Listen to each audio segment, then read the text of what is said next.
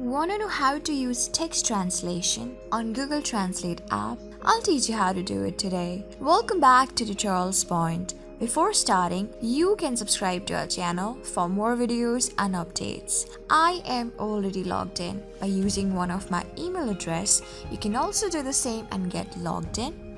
Make sure to get logged in just like me and be on the very first page of the Google Translate itself. So after this, you'll get an option of tap to enter text, and on the right you'll get two of the icon. The first one is the pencil icon and the second one is the mic icon. For using text translation, you can tap on this pencil icon and get started by using the keyboard. If you want to use keyboard, you can tap on this pencil icon again on the right corner, just above the right here. And then you'll get two of the option to use the keyboard and use handwriting. Tap on keyboard just above handwriting. You'll get a keyboard option.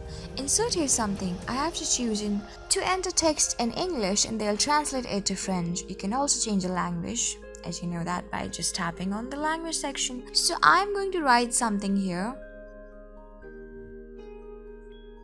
So they have successfully translated my English sentence into French. So to know it better, I'm going to tap on this rightward directed arrow below next to the French sentence. So you can see they have successfully translated it. So this is how you do it for the pencil one. Getting back, I'm going to use the mic icon as well. So tap on the mic icon next to pencil icon. Something about this girl is...